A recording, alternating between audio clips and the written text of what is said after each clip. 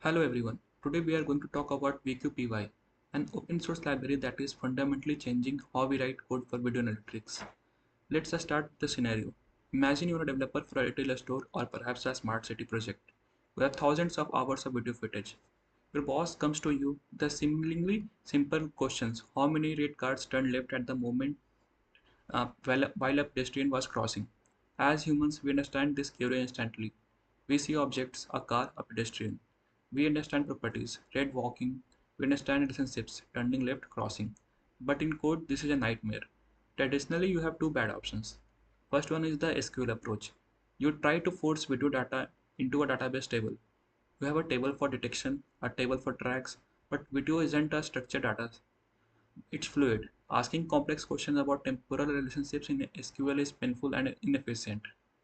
And the pipeline approach. You manually stitch together models. You write a code to run YOLO for detection. Then you write a separate a script for a tracker. Then you write 500 lines of glue code to check if the bounding box of the car overlaps with the intersection polygon. It's brittle, hard to optimize, and impossible to reuse. This is where video query in Python comes in.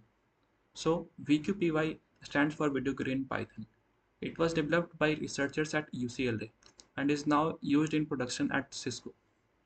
The core insight of VQPY is simple but powerful. Video analytics should be object oriented. In Python, if you want to manage a bank account, you create a bank account object. You don't write a raw SQL queries for every transaction. VQPY lets you do the same for video. You define a car object, a person object, a queue object. You define their properties and then you simply ask questions. But video query in Python handles the heavy lifting, choosing the right AI models, managing memory, and optimizing the execution. So you can focus on the logic, not the infrastructure. So now let's talk about architecture and core concepts and how does VQPY turns a Python object into a video analytic engine. Basically the architecture is split into three layers. The first, the front end, the back end and the model library. Now let's look into the front end first. There is where the developer lives. VQPY introduces three key programming constructs that extend standard Python. The first is VOBJ, that is video object. This is the heart of VQPY. A VOBJ represents an entity that persists across frames. For example, you can define class person VOBJ actually. Inside the class, you define properties. Some properties are stateless, like color or clothing type, computed frame by frame. Or some are stateful, like speed or direction. The beauty is that you just define how to calculate it, and VQPY decides when to calculate it. What are the relations? The relations are this allow you to define interactions. Person interact, region, or car hits car. VQPY treats the relation as first class citizen, allowing you to filter based on interactions just as easily as object properties. Query. This is where you state your constraints.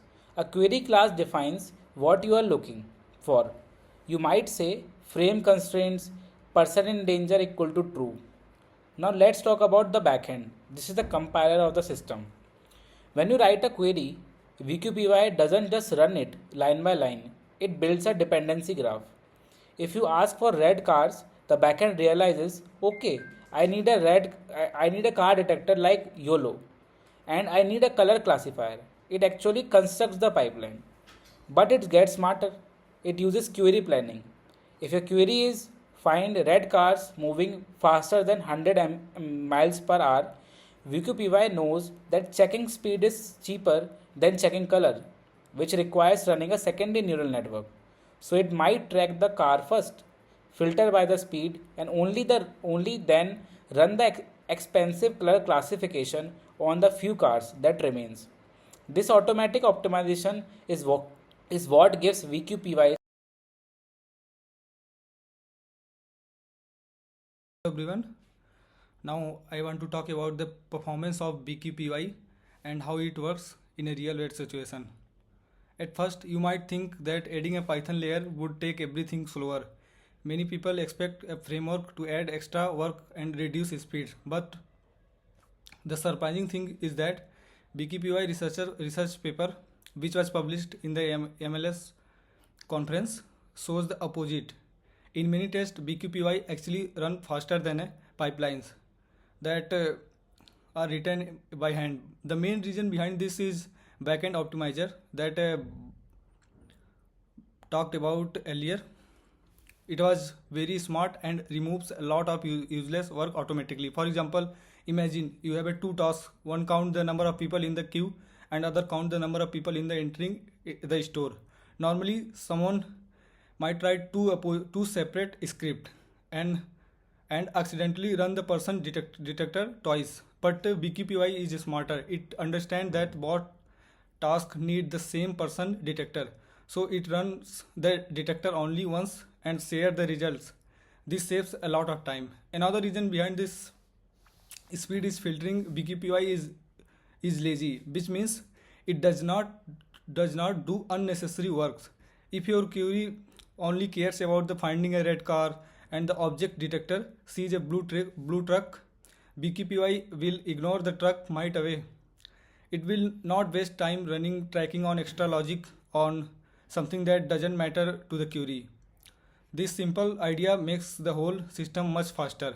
Because of these optimizations, BQPY reached up to the 10 times faster performance compared to the other video analytics systems in benchmark test. That is a very big improvement, especially for real-time video applications where every millisecond counts. But BQPY is not an academic idea or a small project. It is already being used in the real world. For example, Cisco has integrated BQPY in their deep vision platform, which is developed globally. It is used in retail stores for queue analysis like one we demonstrated. So to conclude, BQPY makes a strong connection between the video and the code. For developers, it provides a clean and simple object-oriented way to write video analytics. And for engineers, it gives a powerful backend that can optimize a speed of their application automatically.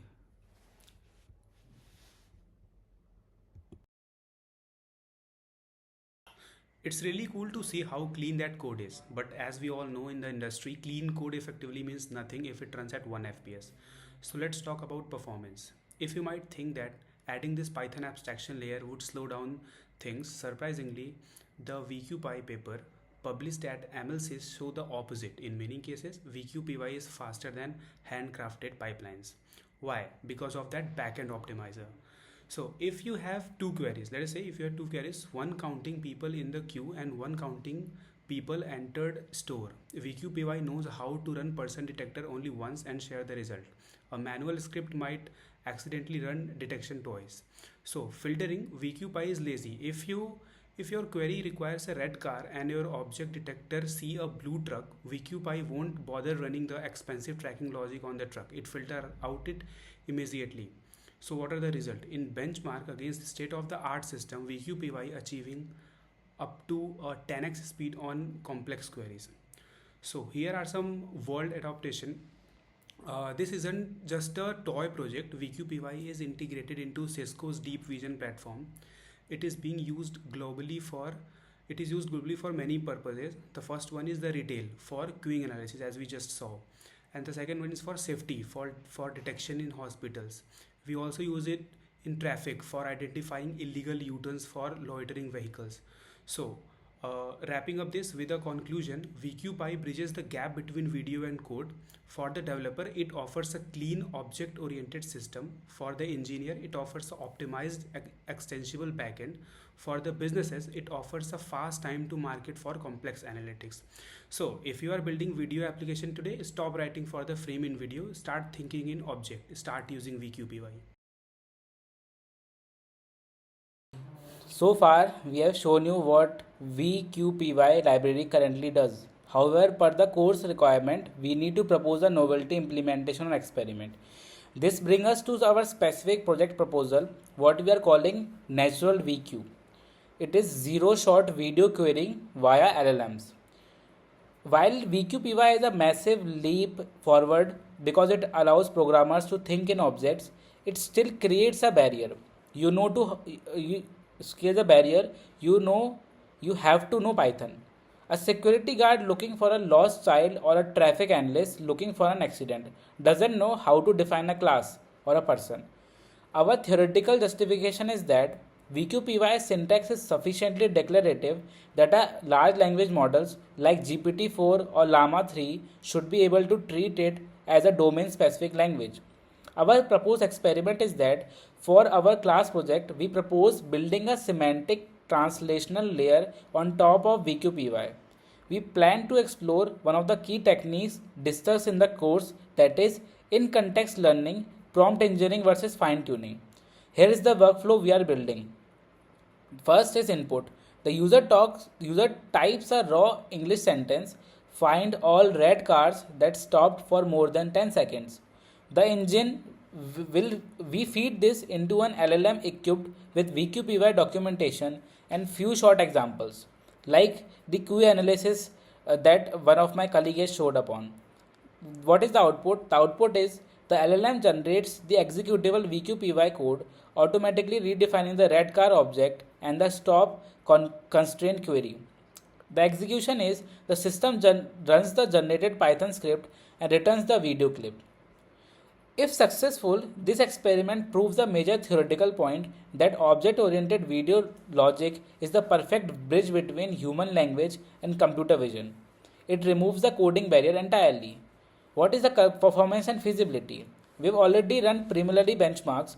VQPY's backend optimizer, which handles the efficiency. Our job is simply ensuring the generated syntax is correct. Since VQPY abstract away the complex maths, the LLM is less likely to hallucinate logic errors compared to writing raw OpenCV code.